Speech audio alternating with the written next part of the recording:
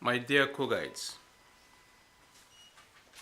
we remain grateful to God for the overall peace and security which we enjoyed in Kogi State, both before and after the presidential and National Assembly elections on the 23rd of February this year. I am impressed that our security services have quickly plugged identified loopholes through which isolated instances of violence marred the last rounds of elections, especially during campaigns. Through the efforts of vigilant operatives and the cooperation of the various parties and their candidates, the last 2 weeks of campaigning for the next elections have been generally peaceful across Kogi State. Once more, I thank the men and women in uniform who protect and serve us in Kogi State for their vigilance. We look forward to the usual gallantry tomorrow. In other words, even though we have more candidates contesting for election into the Kogi State House of Assembly tomorrow than we had for the presidential and National Assembly elections a fortnight ago, we have had peace despite the higher stakes for us as a state. It is therefore clear to everyone now that electoral violence is a choice which individuals make out of their own desperation and not because of any set of circumstances. Irrespective of appearances, people who provoke or perpetuate electoral violence do so because they lack inherent nobility of character and have an unwillingness to let the electorate decide. I wish to assure all Kogites that we have made tighter security arrangements against the elections tomorrow. The police and other law enforcement agencies have been fully mobilized and on red alert. They have our mandate to do anything and everything necessary within the law to keep our people safe and ensure peaceful polls.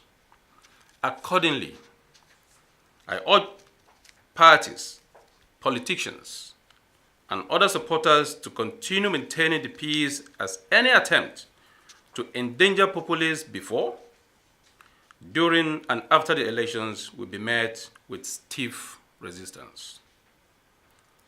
Staff of the Independent National Electoral Commission, INEC, and all other categories of electoral officers and ad hoc staff who are sent to Kogi State can expect full security coverage wherever they are stationed, as long as they play by the rules and perform the duties with which circumstances they have nothing to fear. We will, however, hold everyone who facilitates electoral offenses responsible and pursue their prosecution to the full extent of the law. I must now address the senseless and perennial conflicts with which some communities in Basa local government area have continued to trouble our peace and tranquility in Kogi State. The people of Sharia and Uguma communities in particular must understand that we are now living in the 21st century and there are legal ways of settling ethnic disputes over anything including farmlands and fishing grounds. Government has mediated and done everything to resolve these conflicts in the past. However, the senseless bloodletting which happened overnight yesterday simply tells us that the attackers are not ready to listen to reason. Let it be known, as of today, therefore, that our patience with these killings and burning of settlements is over. Enough is enough. We shall deal decisively with this matter henceforth. If people will not live together in peace, we have a duty as a government to enforce the peace and stop them from disturbing those who want to. I hereby direct our security agencies to spare no resources in hunting down and arresting the culprits in these recent attacks. We are going to try them for murder and request for maximum penalties, since they have no qualms taking human lives. In pursuit of long-term solutions, we are also considering the imposition of certain executive orders in the overriding public interest, which are designed to finally abate this intolerable nuisance. In the days ahead, I assure Kogis that we will so trouble those who trouble our peace in this atrocious manner that they will find themselves so occupied with too much troubles in their own to plot or execute further mischief. I shall digress briefly at this point to address the lawsuit filed against the administration yesterday by the Judicial Staff Union of Nigeria, JUSUN, over alleged non-payment of their salaries.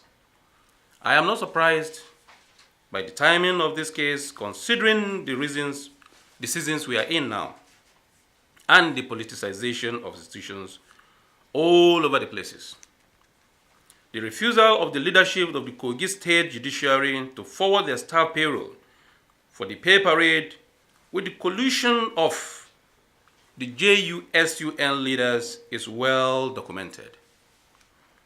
I have pleaded unsuccessfully with them for months to do the needful and spare their innocent members this trauma. The Kogi State House of Assembly has also tried to intervene, only to be stopped by the injunction from the judiciary curiously obtained while courts claim to be on strikes. I have petitioned the Chief Justice of Nigeria to intervene since November last year, but we are yet to receive any feedback. We are therefore happy that the Chief Judge of Kogi State was also joined in the suit by JUSUN. We look forward to being educated on how a pay parade across all branches and cadres of our civil service is prejudicial to the independence of the judicial arm, but not legislative. In any case, monies amounting to several months' salaries due to Kogi State civil servants working in the judiciary are sitting in the banks. My preoccupation is how to get the money to innocent staffers without breaching applicable service rules or our collective agreements with labor. I trust the Almighty God that reasons will prevail sooner than later.